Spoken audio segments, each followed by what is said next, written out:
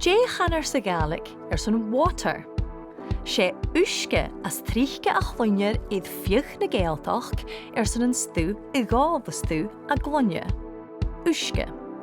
Ach sé bùrn a chanasat an leoas. Bùrn. Agus an cwtch na Dualchainntean a bhiniuch do chachtah, tuh sé rois agus trasfé. Huair is an fachgalt mar iasat ó bùrn an alwapis.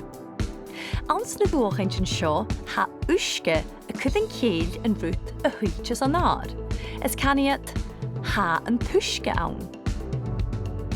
Ans na hirich sy'n ilan sgianach agus an barai a misg sgid an ille canar uisge an dachwch sy'n an stú a huiches an ár agus an stú a hau golf. Agus chan ilan sin ach blasit gin viarst Dualchainntean a jóir sa Gaelic.